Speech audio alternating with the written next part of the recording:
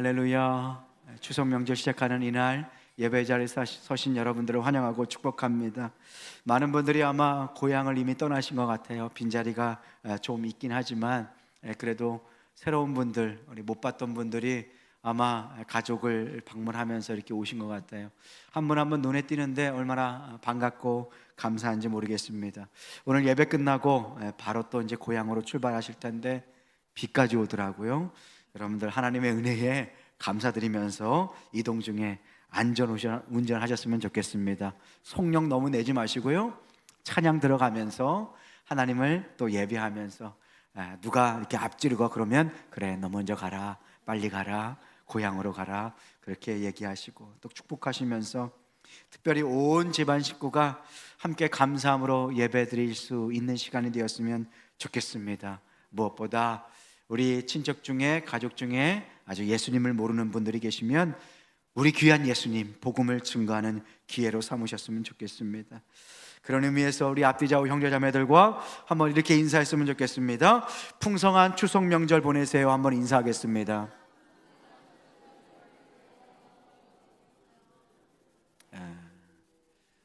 여러분들 활짝 웃으시면서 하세요. 기분 좋으시죠? 명절 음식 하시느냐고 조금 피곤하시지만 그래도 행복하고 주님 안에서 풍성한 추석 명절 보내시기를 주님의 이름으로 축복합니다. 추석 명절 너무 기쁘고 감사하죠. 그런데 이 귀한 날 다 좋은 일들만 있나요? 그렇지 않은 것 같아요. 좋은 날에 항상 안 좋은 일도 생기고, 좋은 분 우리 친척들이 다 모였지만 그 중에도 항상 속을 좀 썩이는 분들이 한 분씩 계시더라고요. 호사다마라고. 왜 좋은 세상에는 이렇게 안 좋은 일이 꼭 있을까? 우리 집안에는 목사님 그런 사람 하나도 없어요. 우리 집안 얼마나 행복하고 좋은데요. 혹시 그런 분들 계시면 고민해 보셨으면 좋겠어요. 내가 그 사람일 수도 있습니다. 이 세상에 왜 악이 존재할까요? 악이 어디로부터 시작된 것일까요? 그리고 하나님은 이 악을 어떻게 다스리시고 어떻게 바꾸어 가실까요? 우리를 부르신 이유와 목적이 무엇일까요? 우리를 통해서 이 세상의 악을 어떻게 은혜로 바꾸어 가실지, 오늘 하나님의 말씀을 통해서 하나님의 놀라운 은혜, 악을 바꾸어 선을 만드시고 모든 세상의 악 가운데서도 당신의 선하신 뜻을 이루어 가시는 그 하나님의 은혜를 말씀을 통해서 확인할 수 있었으면 좋겠습니다. 첫 번째, 악을 선으로 바꾸시는 하나님의 은혜는요, 하나님께서는 세상의 악을 막도록 우리를 부르셨다라는 것입니다. 누구를 부르셨다고요? 우리 모두를 이 세상의 악을 막도록 부르셨다라는 것입니다. 하나님은 온 세상을 지으셨습니다. 그리고 온 세상을 다스리시는 주관자가 되십니다. 그리고 그분을 대적하는 이 세상의 악을 하나님께서는 지금도 심판하십니다. 지금도 악의 확장, 악의 영향을 하나님께서는 막으시고 세상을 보존하신다는 것이에요. 하나님은 세상을 창조하셨을 뿐만 아니라 하나님의 선하심 가운데 이 세상을 지키시고 보존해 주세요. 그것이 느헤미야 9장 6절 말씀에 나옵니다. 오직 주는 여호와시라. 하늘과 하늘들의 하늘과 1월 성신과 땅과 땅 위의 만물과 바다와 그 가운데 모든 것을 어떻게 하셨어요? 지으셨어요. 지으실 뿐만 아니라 다 어떻게 하셨습니까? 보존하시는 것을 보게 됩니다. 잘 보세요. 하나님은 이 창조 세계를 지으셨을 뿐만 아니라 악으로부터 지키시고 보호하시는 것을 보게 돼요. 하나님께서 당신의 자녀들 우리를 부르신 이유도 바로 이 세상을 하나님 뜻 가운데 보존하고 지키도록, 경영하도록 우리를 부르신 것입니다. 그렇기 때문에 이 세상의 악과 싸워서 맞서야 되는 하나님의 자녀인 우리는 이 악의 존재에 대해서 잘 알아야 합니다. 여러분, 오늘 너무 중요한 시간이에요. 그렇다면 이 악의 뿌리, 악의 근원이 무엇인지 오늘 말씀을 통해서 한번 확인했으면 좋겠습니다. 창세기 2장 17절 말씀입니다. 우리 악의 뿌리가 무엇인지, 시작이 무엇인지 한번 말씀을 통해서 확인하기를 원합니다. 함께 읽겠습니다. 선악을 알게 하는 나무의 열매는 먹지 말라. 내가 먹는 날에는 반드시 죽으리라 하시니라. 아멘. 하나님께서 명령을 주셨어요. 어떤 나무를 먹지 말래요? 선악을 알게 하는 나무. 여러분들, 선악을 분별하는 일은 오직 하나님만 하실 수 있는 일입니다. 사람은 하나님을 대신해서 선악을 분별할 수가 없어요. 그런데 아담과 하와는 무엇을 따먹었어요? 선악을 알게 하는 나무. 무엇입니까? 사람이 하나님 자리에 앉아서 선악을 분별하고, 그리고 하나님 없는 유토피아, 천국을 만들고자 한 거예요. 여러분들 잘 아시죠? 하나님 없는 유토피아는 곧 지옥이 됩니다.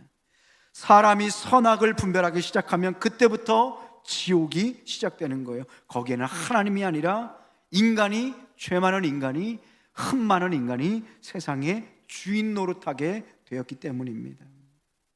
선악을 알게 하는 나무, 선악을 판단하는 인간, 여기서 악의 뿌리가 출발하는 거예요. 그래서 악의 특성, 우리가 악과 싸우기 위해서는 이 악의 존재에 대해서 잘 알아야 되잖아요. 그러면 이 악의 특징이 무엇일까요? 첫 번째, 악은 일관성이 있습니다. 죄와 악은 다릅니다. 구별하셔야 돼요. 죄는 하나님의 자녀인 우리들 안에도 여전히 죄가 있습니다. 그러나 악은 틀립니다. 악은 뭘까요? 하나님의 자녀들 안에는 악이 존재할 수 없습니다. 그러면 죄와 악을 가려내는 기준이 무엇일까요? 바로 이 악의 일관성입니다. 이 일관성은 무엇을 의미할까요? 바로 회개하지 않는 일관성을 의미해요. 지속적인 죄의 일관성은 바로 끝까지 회개하지 않는 죄의 성향을 말하는 것입니다. 그것이 창세기 6장 5절을 말하는 것이에요. 여호와께서 사람의 죄악이 세상에 가득함과 그의 마음으로 생각하는 모든 계획이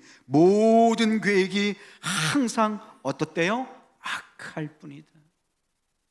하나님께서 이 세상을 홍수로 심판하실 때 그 죄의 일관성을 보신 거예요. 회개하지 않는 그 악한 마음, 그 두드러진 특성을 말하는 것입니다.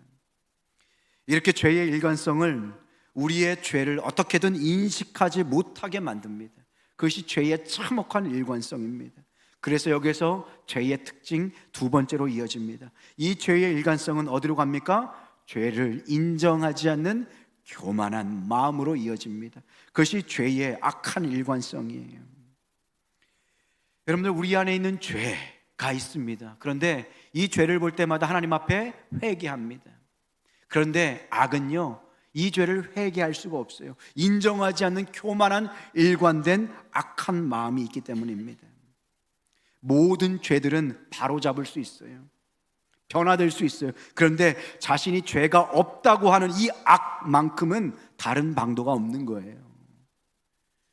악한 사람들의 핵심은요, 그 결함은요, 그 사람의 죄에 있는 것이 아니라 죄를 인정하지 않는 거부하는 마음, 죄를 인정하지 않고 하나님을 거부하는 마음에 있는 것입니다. 그래서 예수님께서 팔복, 이런 사람은 복이 있다, 저런 사람은 복이 있다 말씀하시잖아요. 어떤 사람이 복이 있을까요? 첫 번째 복 있는 사람이 누구라고 말씀하실까요? 마태복음 5장 8절 말씀입니다. 어떤 자가 복이 있는지 한번 한 목소리로 한번 읽어보겠습니다. 시작. 심령이 가난한 자는 복이 있나니 천국이 그들의 것이며. 아멘. 어떤 자가 복이 있대요? 심령이 가난한 자. 그러면 심령이 가난한 자가 누굴까요? 자기가 죄인임을 아는 자, 내 안에 소망이 없음을 깨달은 자예요. 하나님 앞에 회개하며 자신의 비참함을 깨달은 자, 그 사람이 바로 심령이 가난한 자예요. 하나님, 나에게는 소망이 없습니다. 나는 죄악 중에 죽을 수밖에 없는 죄 덩어리입니다. 하나님 앞에 참회하며 회개하는 자, 그것이 심령이 가난한 자예요. 심령이 가난한 자가 복이 있는 줄로 믿습니다. 그것이 하나님의 자녀예요. 그런데 악은요, 일관성이 있어요. 어떤 일관성입니까? 자기의 죄를 인정하지 않는 일관성인 것이에요. 그래서 사실 지옥은 스스로 만들어낸 거예요. 지옥이 무엇입니까? 하나님을 거절하는 그 마음의 요지부동의 상태가 영원히 지속되는 것이 지옥 아닙니까? 하나님을 끝까지 부정하는 그 마음이 바로 지옥이 되는 것입니다. 제가 여러 번 말씀드렸던 스카펙의 책이 있습니다. 거짓의 사람들이라는 책이에요. 이 사람이 여기서 얘기하는 그 악은 악한 나르시즘이다라고 얘기해요. 이 나르시즘이 뭐냐면요, 예전에 그리스 신화가 있었잖아요. 자기를 너무 사랑해서 그 호숫가에서 보니까 자기 얼굴이 비치는 거예요. 그러니까 그게 너무 이쁜 거예요. 그런 분들 계시죠? 거울 앞에서 막 이렇게 도취되어 계시는 분들. 그런데 그리스 신화에 나오는 그 사람이 그 자기 얼굴이 너무 이뻐서 어떻게 한 거예요? 빠져서 죽어버린 거예요. 그것이 바로 나르시즘이에요. 자기를 너무 사랑하는 그런 마음. 그런데 이 스카펙이 뭐라 그러냐면 자기가 상담을 할 때 너무 악한 사람들이 많다라는 것이에요. 그런데 이 사람들의 특징이 뭐냐면 이 악성 나르시즘의 사람들이다. 그런데 이 사람들의 특징이 무엇이냐면 복종하지 못하는, 자기의 연약함을 인정하지 못하는 자기의 의지, 자기 의에 사로잡힌 사람이라는 것이에요. 복종할지 모르는 고집된 의지, 이 악의 성향이 바로 악성 나르시즘의 특징이라는 것입니다. 여러분들, 정신적으로 건강한 사람들은요, 뭔가 자기보다 높은 사람들이 얘기하는 그 권위에 순종합니다. 그리고 자기의 잘못을 인정해요. 그런데 악은요, 자기의 잘못을 인정하지 않아요. 회개하지 않는 그 악한 마음이 지속되는 것이 바로 악이에요. 심지어 예수님조차 하나님 아버지 앞에 뭐라고 고백했어요? 아버지, 내 뜻대로 마옵시고 아버지의 뜻대로 하옵소서. 아버지의 뜻을 인정한 거잖아요. 아버지 앞에 굴복하신 것 아닙니까? 정신적으로 건강한 사람들은 이렇게 자신이 옳다고 생각하는 것을 믿기보다는 진리 자체를 믿는 사람이 됩니다. 그런데 악의 특징은 뭐예요? 회개하지 않아요. 자기의 잘못을 인정하지 않아요. 그래서 악의 특징 세 번째로 이어져 갑니다. 악의 특징은 뭐냐면 세 번째, 남에게 자기의 죄를 덮어 씌우는 책임 전가로 이어지게 됩니다. 말씀을 들었죠? 악은 지속적인 특성이 있어요. 지속성이 있어요. 그것은 무엇입니까? 자기의 죄를 끝까지 인정하지 않는 거예요. 그리고 자기의 죄를 오히려 남에게 덮어 씌우는 책임 전가를 하게 됩니다. 악한 사람이라고 부르는 사람들의 행동에는 가장 지배적인 특징이 있습니다. 그것은 나에게 있는 죄를 타인에게 덮어 씌우는 것입니다. 그들은 마음속으로부터 스스로를 이 비난의 대상에서 제외시키는 까닭에 자기 자신을 비난하는 상대에게 오히려 정죄의 손가락을 겨누게 되는 것을 보게 됩니다. 잘 보세요. 악한 사람의 특징은요, 자기의 죄를 인정하지 않고요, 남에게 죄를 뒤집어 씌웁니다. 이 스카펙이 한 사람의 이야기를 들려줘요. 6살 난 아이를 키우는 한 아버지가 집에서 너무 많은 욕을 하는 거예요. 특별히 장인 장모 욕을 너무 많이 하는 거예요. 입에 담을 수 없는 욕을. 그래서 어린아이가 궁금해서, 정말 호기심 때문에 아빠 왜 할머니에게 이런 욕을 해? 하고 그 아이가 욕을 한 거예요. 그러니까 아버지가 한 얘기를 듣는 거예요. 이 강단에서 얘기할 수 없을 만큼 아주 악한 말을 했어요. 그런데 그 아버지가 다짜고짜 고함을 지르기 시작하는 거예요. 아기의 멱살을 잡고, 너 누가 아빠에게 이렇게 귀찮게 굴라 그랬어? 누가 건방지게 아버지 앞에 이렇게 가르쳐? 너 지금 방금 뭐라 그랬어? 더러운 말 누가 하라 그랬어? 아이를 회초리로 때리고, 그 다음에 부엌에 들어가서 주방 세제로 아기의 입을 씻기는 거예요. 이 사람이 여기서 그 악의 모습을 발견한 거예요. 악은 지속적인 특징이 있어요. 변하지 않아요. 완고해요. 회개하지 않아요. 자기의 죄를 보지 않아요. 그리고 자기의 죄를 누구에게 덮어 씌우는 거예요? 타인에게 덮어 씌우는 거예요. 이것이 바로 죄의 책임 전가. 정신과 의사들은 이걸 투사 프로젝션이라고 합니다. 나의 죄를 타인에게 뒤집어 씌우는 거예요.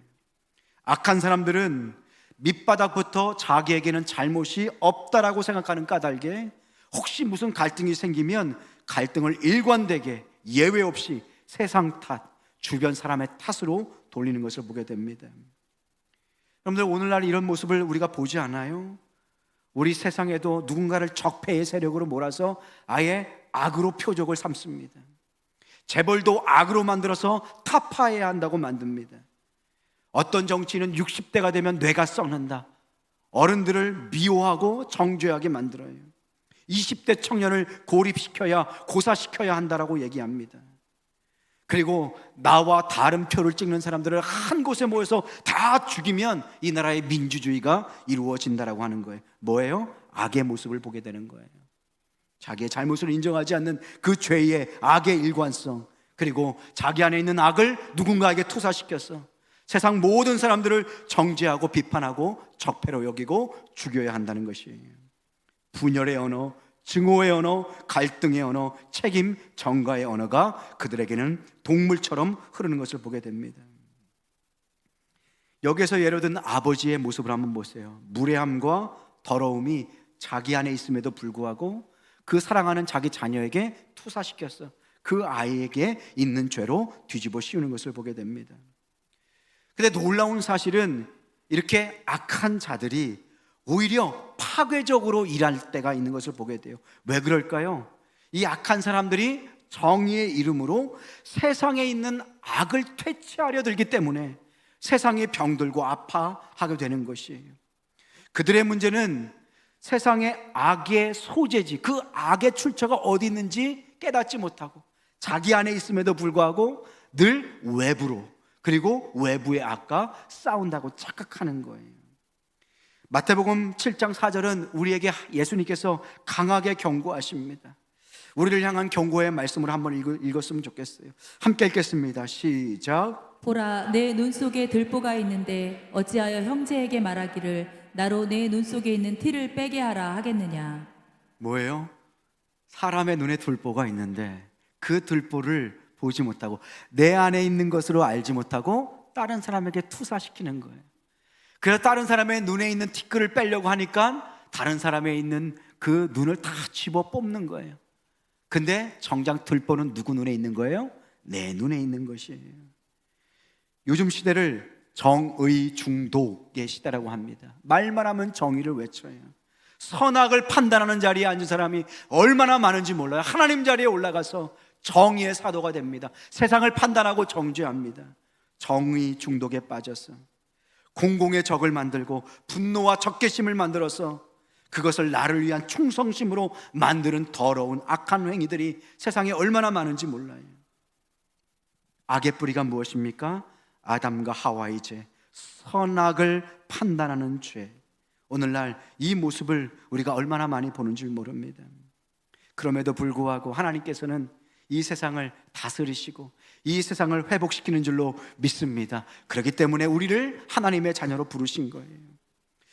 오늘 악을 선으로 바꾸시는 하나님의 은혜, 그렇기 때문에 우리가 늘 기억해야 하는 것이 있습니다. 잃어버려서는 안 되는 것이 있어요. 두 번째, 악은 절대로 선을 이길 수 없다는 사실이에요. 여러분들 이것을 굳게 믿을 수 있기를 소망합니다. 어둠은 빛을 이길 수가 없습니다. 사단은 하나님을 이길 수가 없습니다. 그래서 우리는 끝까지 악과 싸울 수 있는 거예요. 왜요? 악은 선을 이길 수 없기 때문에. 요한복음 16장 33절 말씀입니다. 이것을 너에게 이르는 것은 너희로 내 안에서 평안을 누리게 하려 함이라. 악한 세상에서, 그리고 이 악과 싸우는 나의 자녀들아, 너희가 평안하길 원한다. 왜 평안해야 라고 말씀하세요? 그 근거가 뭐예요? 세상에서는 비록 너희가 죄와 싸우며 악과 싸우며 환난을 당하라, 담대하라. 누가 세상을 이기셨대요? 내가 세상을 이기었노라. 여러분들 여기서 분명히 알 수 있는 것이 있어요. 악에는 분명한 한계가 있다는 사실이에요. 악은 절대로 선을 이길 수 없어요. 사단은 절대로 하나님을 이길 수가 없습니다. 지금도 하나님께서는 이 땅을 당신의 사랑으로, 은혜로 다스리는 하나님이신 줄로 믿습니다. 히틀러가 유대인들을 얼마나 많이 죽였어요. 그럼에도 불구하고 하나님께서는 악의 한계를 설정하셔서 그것을 넘지 못하도록 이 땅을 지키신 것을 보게 됩니다. 우리나라도 마찬가지예요. 완전히 북한군에 다 점령당할 것 같은 그 절박한 상황 가운데서 하나님께서 많은 청년들, 세계의 청년들을 보내서 이 나라 그 악을 막으셔서 지금 자유 대한민국, 신앙의 자유를 누리고 선교사를 제일 많이 파송하는 하나님의 나라로 세워주신 줄로 믿습니다. 그것이 하나님의 통치, 의의 통치인 것이에요. 초대교회도 얼마나 많은 핍박이 있었습니까? 그럼에도 불구하고 하나님께서는 그 악을 막으시는 거예요. 하나님께서는 당신의 선하신 손으로 지금도 이 땅을 다스린다. 그렇기 때문에 우리는 악이 선을 이길 수 없다는 그 사실 때문에 평안할 수 있는 거예요. 하나님을 의지할 수 있는 것입니다. 요셉의 삶을 한번 보세요. 여러 가지 어려움이 있었지만 요셉의 삶의 갈피마다 하나님께서 요셉을 살려주시는 것을 보게 돼요. 형들 때문에 죽을 수밖에 없었지만 그 중에 루벤이 아니다, 죽이면 안 된다 라고 그 악을 막으시는 거예요.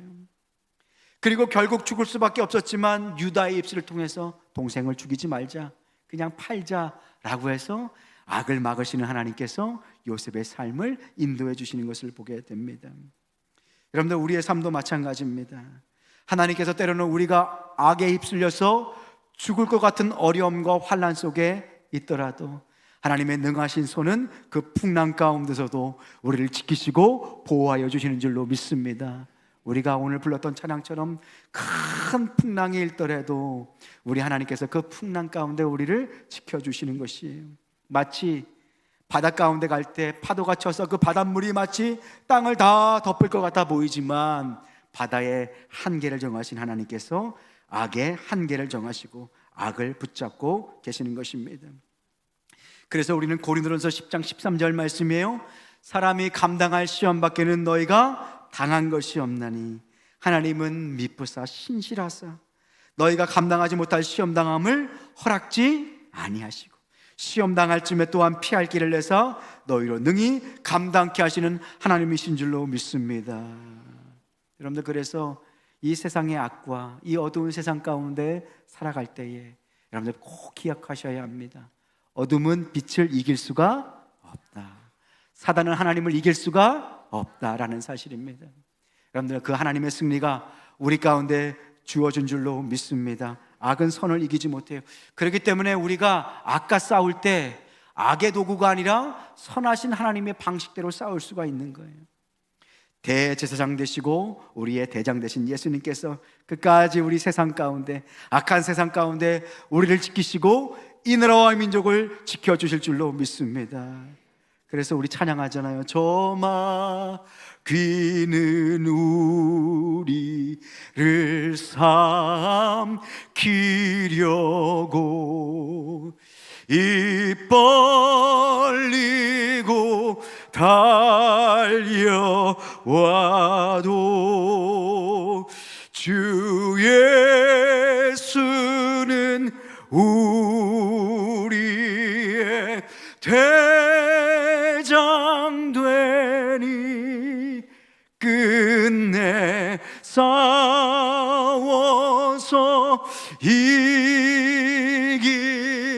이기리라. 할렐루야. 우리가 승리하게 될 줄로 믿습니다. 아까 싸울 때, 세상과 싸울 때 우리는 너무 연약해요. 넘어지고 쓰러질지라도 우리가 끝까지 싸울 수 있는 것은 우리 예수님께서 십자가로 이미 승리하셨고, 힘들고 어렵고 그 풍랑 속에서 어둠은 절대로 빛을 이길 수가 없다. 우리 하나님께서 승리자 되시는 줄로 믿습니다. 두 번째, 그렇기 때문에 우리는 악을 선으로 바꾸시는 하나님의 세 번째 은혜를 기억할 수 있게 됩니다. 원수를 저주하지 않고 축복하게 하심으로 악을 선으로 바꾸시는 것을 보게 됩니다. 여러분들, 예수님께서 승리하신 이 전쟁, 악과의 전쟁에서 그분은 우리를 저주가 아닌 생명과 축복을 선포하는 자가 되길 원하십니다. 악과 싸울 때 악의 방식이 아니라 하나님의 선하신 방식과 뜻으로 싸우는 거예요. 그렇기 때문에 우리는 악을 손으로 바꾸시는 하나님의 은혜 가운데 원수를 저주하지 않고 축복할 수 있게 되는 것입니다. 그것을 로마서 12장 14절 말씀입니다. 너희를 박해하는 자를 축복하라. 축복하고 뭐 하지 말래요? 저주하지 말래요. 근데 축복이라는 것은 무엇일까요? 타인이 잘 되기를 바라는 마음이 축복입니다. 나에게 힘들게 하고 어렵게 할지라도 그 사람이 잘 되기를 원하는 마음. 여러분, 하나님께서 왜 저주가 아니라 축복을 하게 하셨을까요? 저주는 저주를 낳을 수밖에 없기 때문입니다. 하지만 축복은 생명과 변화를 낳는 것입니다. 어둠이 빛을 낳을 수 없는 것처럼 저주가 생명을 낳을 수가 없는 거예요. 그래서 우리는 하나님의 방식으로, 선하신 하나님의 방식으로 싸우는 거예요. 그것이 뭐예요? 원수를 저주하지 않고 축복하는 거예요. 그렇다면 어떻게 원수를 우리가 저주하지 않고 축복할 수 있을까요? 그것은 여러 가지 방법이 있지만 우리가 죄인임을 기억하고 잊지 말아야 합니다.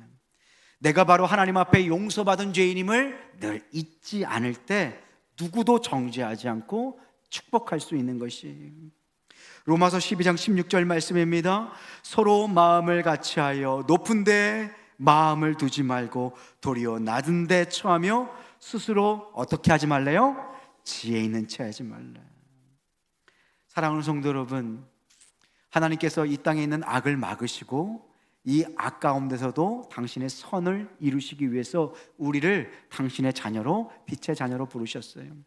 이 악과 싸울 때 우리는 악의 방식이 아니라 하나님의 방식으로 싸우셔야 합니다. 왜냐하면 우리는 무엇을 믿는 자예요? 악이 선을 이길 수 없다라는 사실을 믿는 거예요.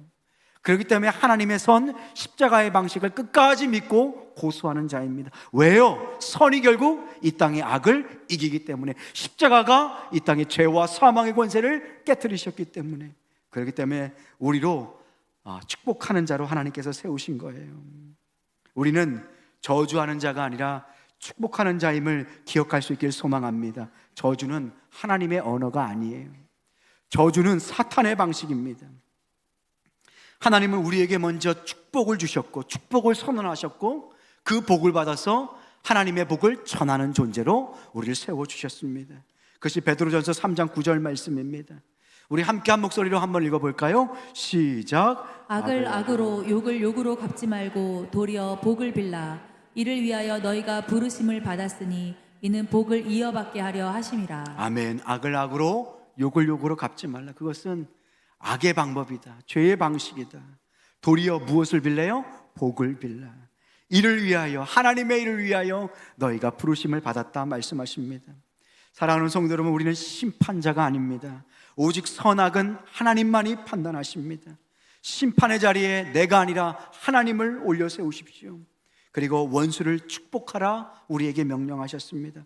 우리는 판단과 정죄가 아니라 하나님의 축복을 전하는 존재인 줄로 믿습니다. 악은 증오와 복수를 통해서 힘을 얻습니다. 우리가 증오와 복수로 타인에게 악을 악으로 갚으려 할 때 우리는 그 악의 논리 안으로 들어가게 되는 것입니다. 하나님의 방식이 아니라 그 악에 악을 더하는 자가 되는 것입니다. 하지만 축복은요, 악의 확장을 차단하고요, 악의 순환의 고리를 끊어버리는 것입니다. 여러분들 기억하십시오. 원수를 축복한다는 것은 악을 인정한다는 뜻이 아닙니다.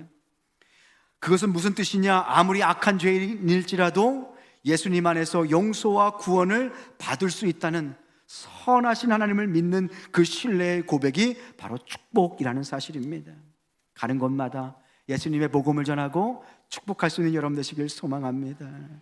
다윗이 사울과의 관계에서도 늘 이렇게 행동했던 것을 보게 돼요. 사울이 다윗을 얼마나 많이 죽이려고 했습니까? 그런데 다윗은 끝까지 사울을 나의 왕이요, 나의 왕이요, 만세수를 하옵소서 하였던 것을 보게 됩니다. 다윗은 사울을 죽일 수 있는 기회가 있었음에도 불구하고 악을 악으로 갚지 않고 하나님께 주신 그 은혜에 축복하는 자로 늘 서 있던 것을 보게 됩니다. 여러분들 다윗처럼 이 세상을 향해서 축복할 수 있는, 때로는 여러분들을 힘들게 하는 사울을 향해서도 축복을 선포할 수 있는 여러분 되시길 소망합니다. 그것이 십자가의 방식이고 십자가의 능력인 것이에요. 예수님은 악에 대해서 힘으로 맞서지 않으셨습니다. 이 세상을 지으신 그 하나님의 권세로 악을 악으로 갚지 않으셨습니다. 채찍과 조롱과 십자가를 지시면서도 끝까지 자기를 대적하는 자들을 축복하셨습니다. 아버지, 저들의 죄를 사하여 주옵소서.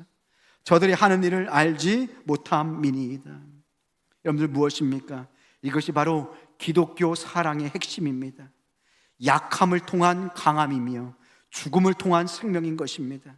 하나님은 악을 폭력으로 이긴 것이 아니라 사랑과 용서로 악의 권세를 해체하신 줄로 믿습니다. 그렇기 때문에 우리가 원수를 축복할 때 단순히 착하게 살자라는 뜻이 아니에요. 나는 하나님의 방식, 십자가의 방식으로 영적 정쟁을 싸우리라, 하나님의 방식으로 축복하리라 하는 하나님의 자녀의 권세인 것입니다. 이제 추석을 보내면서 여러분들 많은 분들을 아마 친인척들을 만날 거예요. 가능하면 여러분들 축복하는 사람들이 되셨으면 좋겠어요. 야, 너 언제 그래서 사람이 될래? 너 그 대학 가서 어떻게 하면 좋을래? 너 언제 결혼할래? 이렇게 하지 마시고요.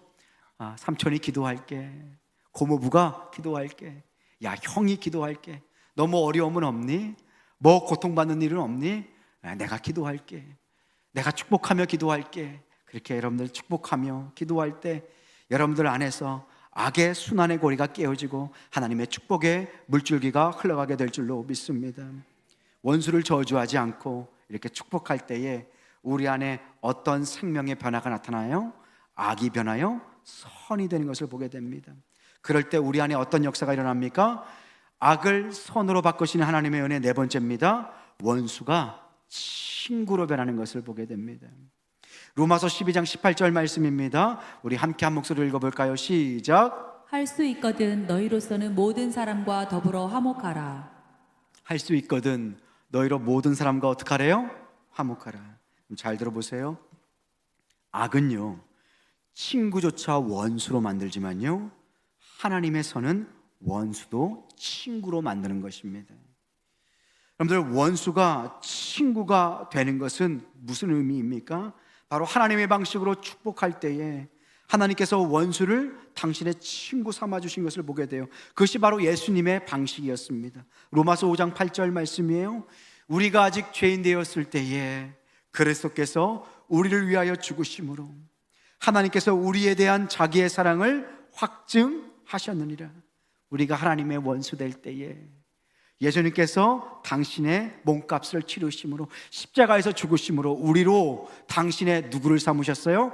자녀와 친구를 삼으신 거예요. 원수를 친구 삼다는 것은 악의 논리를 벗어나서 하나님의 나라에 간다는 뜻입니다. 그는 나를 여전히 미워할 수 있지만 나는 그 미움의 사슬을 끊어서 새로운 질서, 하나님의 나라의 안으로 들어가는 것입니다. 그렇게 될 때 세상의 악은 패배를 경험합니다. 왜냐하면 악은 징후로만 움직이는데 사랑 앞에서는 그 악이 힘을 잃기 때문입니다. 요셉의 삶을 한번 보세요. 형들에게 매신을 당했어요. 사람에게 상처를 입었어요. 보디발에게 갔어요. 팔려갔어요. 보디발을 열심히 섬겼는데 보디발이 또 어떻게 해요? 배신해요. 보디발에게 배신을 당해서 감옥에 가게 됐어요. 그럼에도 불구하고 요셉은 친구를 만드는 것을 보게 돼요. 애굽 사람에게 배신을 당했잖아요. 그러면 여러분들 어떻게 하겠어요? 야, 애굽 사람은 상종할 것이 못 된다. 애굽 것들은 아주 인종 청소를 해버려야 돼. 그렇게 하지 않고요, 가는 곳마다 신실한 친구가 되는 것을 보게 돼요. 심지어 술 맡은 관원장과 어떻게 됐어요? 친구가 되었어요. 결국 이 아름다운 친구의 관계를 통해서 요셉은 바로 앞에 서게 되는 것을 보게 됩니다. 여러분들 보세요. 악은 악을 만들고 악은 친구조차 원수가 되게 합니다. 하지만 예수 그리스도의 십자가는 원수도 친구로 바뀌는 하나님의 능력과 하나님의 힘이 되는 것입니다. 사랑하는 성도 여러분, 악을 바꾸어서 선을 만드신 하나님의 은혜는 무엇입니까? 바로 내 입술에서 저주가 아니라 축복의 말이 선포되게 됩니다. 그리고 이 축복의 말을 통해서 오히려 원수가 친구가 되는 것을 보게 됩니다. 그리스도인이라는 이 이름을 다른 걸로 설명하면 신실한 믿을 만한 친구가 된다는 것이에요. 오늘 누군가에게 신실하고 믿을 만한 친구로 서 계십니까? 특별히 믿지 않는 자들에게 내가 그들 앞에서 신실한 친구, 다른 사람은 다 믿지 못하더라도 믿을 만한 친구로 서 계십니까? 우리 주님은 우리의 신실한 친구가 되어 주십니다. 원수 되었던 우리를 십자가로 용서하시고 당신의 친구 삼아 주셨습니다. 우리도 누군가 고통받는 자에게 신실한 친구가 되어서 예수 그리스도의 생명의 복음을 증거해야 될 줄로 믿습니다. 이 십자가의 원수였던 사람을 예수님의 친구로 삼아 주신다라는 말씀을 제가 묵상하면서 예수님을 배신했던 그 베드로를 한번 생각해 봤어요. 베드로가 예수님을 몇 번 배신했어요? 3번. 어떻게 그렇게 잘하세요? 3번 배신했어. 그 베드로를 예수님이 찾아가세요. 밤늦게 새벽에 찾아가세요. 여러분들 같으면 어떡하겠어요? 네가 어떻게 그럴 수 있냐? 그러고도 네가 사람이냐? 라고 할 수 있잖아요. 그런데 예수님은 아무 말도 안 하시고 어떻게 하세요? 숯불을 피워서 떡과 그리고 물고기를 구워주세요. 그리고 그 음식을 다 먹은 뒤에 그 배신자 베드로, 인간 같지도 않았던 그 베드로에게 물으시는 거예요. 바요나 시몬아, 시몬의 아들 그 베드로야, 네가 나를 사랑하느냐? 바요나 시몬아, 네가 나를 사랑하느냐? 그 베드로에게 물으시는 거예요. 그 뜻은 뭐예요? 내가 너를 지금까지 사랑한다. 너는 나의 친구다. 나는 지금까지 너의 친구로 서 있다라는 것입니다. 이 말씀을 묵상하면서 저는 예수님을 배신했던 또 한 사람, 바로 저의 모습을 떠올렸어요. 주님을 부인하고 부정하고 주님께서 정말로 속상하게 해드렸던 배신자 이대규, 저를 끝까지 참으셔서 당신의 신실한 친구가 되게 하셨습니다. 여러분들 우리 모두의 고백 아닙니까? 악을 바꾸어 선을 이루시는 그 주님께서는 원수도 친구로 바꾸어 주십니다. 오늘 명절을 맞으셨어요. 때로는 명절이라서 고향에 갈 때 보고 싶지 않은 사람들이 있을 수 있습니다. 나에게 상처를 준 아버지 또는 어머니, 나에게 아픔과 고통을 준 내 가족, 때로는 그것이 나의 딸이 될 수도 있고 아들이 될 수도 있어요. 나에게 상처를 준 그 사람들, 때로는 우리는 이 악을 악으로 갚고 싶어 합니다. 더 큰 복수로 그 사람들에게 복수하고 싶어 합니다. 그런데 악을 선으로 바꾸신 하나님은 그 방법이 아니라 원수를 친구로 만드시라 라고 말씀하십니다. 오늘 시간 주님 안에서 기도하셨으면 좋겠어요. 하나님, 제가 먼저 이 악의 순환을 끊고 용서하게 하여 주옵소서. 주님의 그 용서와 긍휼을 선포하게 하여 주옵소서. 주님 앞에 기도할 때 원수인 우리를 바꾸어 당신의 친구로 삼으신 그 주님께서 사랑할 힘과 용기를 주실 줄로 믿습니다. 마지막 5번째요. 하나님은 악을 악으로 갚지 않고 선으로 악을 이기게 하십니다. 이걸 잘 기억하셔야 돼요. 로마서 12장 21절 말씀 함께 읽어보겠습니다. 시작. 악에게 지지 말고 선으로 악을 이기라. 악에게 지지 말래요. 그리고 선으로 악을 이기래요. 여러분들, 악에게 지지 말라라는 뜻이 무엇일까요? 우리는 언제 악에게 지게 될까요? 악에게 진다라는 뜻은 우리가 세상의 악과 싸우면서 악의 힘의 방식대로 악과 싸울 때에 악에게 지게 되는 것이에요. 하나님의 방식대로 악과 싸우는 것이 아니라 우리가 악과 싸우면서 우리 오히려 악의 방식으로 싸울 때 우리는 악에게 지게 된다는 것입니다. 악과 싸우면서 우리가 오히려 그 악을 닮아간다는 것이에요. 사랑하는 성도 여러분, 우리는 악과 싸우되 악의 방식이 아니라, 악의 모습이 아니라 하나님의 선으로, 십자가의 방식으로 이 세상의 악과 싸워야 될 줄로 믿습니다. 그러면 하나님의 방식으로 싸운다는 그 의미가 무엇일까요? 로마서 12장 19절 말씀입니다.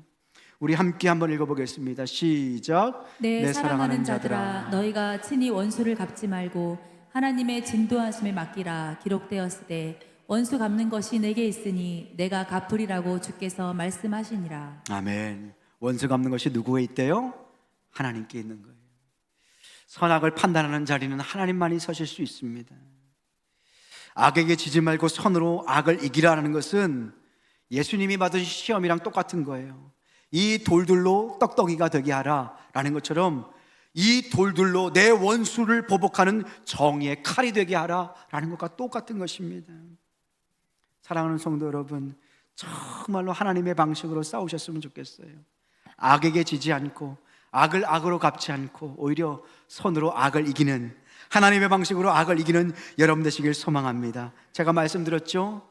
악은 선을 절대로 이길 수가 없습니다. 선이 악을 반드시 이깁니다. 그렇기 때문에 우리는 악과 싸우되 선한 방식, 하나님의 방식, 십자가의 방식으로 끝내 이 악을 이기게 될 줄로 믿습니다. 이제 성탄이 아니라 이제 추석이죠. 벌써 성탄 오면 안 되죠.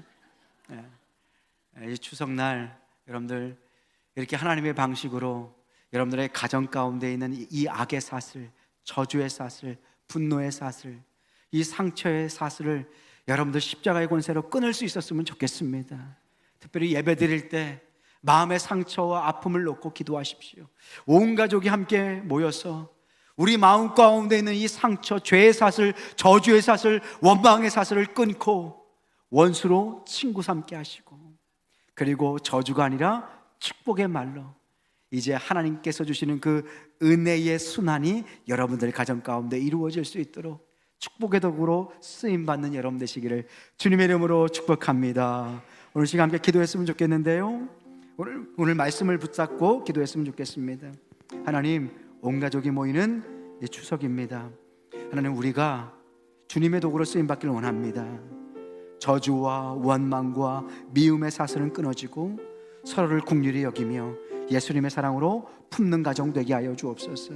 내가 먼저 악을 악으로 갚지 않게 하여 주시고 악 위에 악을 더하는 자가 아니라 하나님의 선하신 은혜의 물줄기가 우리 가정을 온전히 덮어서 모든 찌꺼기들은 떠내려가고 하나님의 은혜의 선순환, 생명의 선순환이 이루어지게 하여 주옵소서. 함께 기도하겠습니다. 하나님, 오늘 우리의 가정을 주의 손에 올려드리며 기도합니다. 용서하는 가정, 용서를 빌며 용서받는 가정 되게 하여 주옵소서. 은혜의 선순환이 이루어지게 하여 주옵소서. 우리의 빈잔을 채우시고 우리의 연약함을 고치시는 하나님 앞에 나아갑니다. 나의 하나님, 오늘도 우리 가정 가운데 함께 하여 주시고 악을 악으로 갚으며 악을 더하는 가정 되지 않게 하여 주옵소서. 축복의 메시지를 선포하게 하여 주옵소서. 예수 생명을 증거하게 하여 주시옵소서. 나의 아픔과 상처를 주님 앞에 드립니다. 좋은 친구가 되시는 내 주 하나님께서 치료하여 주시고 우리도 누군가에게 좋은 친구로 서게 하여 주시옵소서. 원수가 바뀌어 친구에게는 놀라운 은혜를 우리의 가정에도 누리게 하여 주시옵소서. 죄의 사슬, 원망의 사슬은 끊어지게 하여 주시고 오늘 시간 우리 가정 가운데 주님 임재하여 주셔서 치료하여 주옵소서. 회복의 은혜가 선포되게 하여 주옵소서. 하나님 은혜에 감사합니다. 추석 명절을 시작하면서 먼저 주님 앞에 예배자로 서게 하시는 은혜에 감사합니다. 온 가족이 모일 때 함께 예배하는 가정 되게 하여 주시고 주님의 이름을 모시고 모이는 그 자리마다 생명의 복, 은혜의 복, 치유의 복이 흐르게 하여 주시옵소서. 원수와 상처와 아픔들은 떠나가게 하여 주시고 예수 사랑과 생명이 흘러넘침으로 원수가 변하여 친구가 되며 저주가 떠나고 축복의 말이 선포되게 하여 주시옵소서. 그리하여 서로가 서로에게 가졌던 상처와 아픔들이 아버지 떠나가게 하여 주시고 치료받게 하여 주시고 그 가정 가운데 예수님의 십자가가 우뚝 서게 하여 주시옵소서. 오늘도 먼 길을 떠나야 하는 우리 성도님들 그 걸음걸음을 지켜주시고 가는 걸음이 주님과 함께하는 복된 걸음 되게 하여 주시고 가는 곳마다 예수 생명이 증거되게 하여 주옵소서. 아름답게 사용하여 주옵소서. 풍성한 명절 되게 하여 주옵소서. 하나님 은혜 주실 줄 믿사오며 귀하신 예수님 이름으로 간절히 축복하며 기도드립니다. 아멘.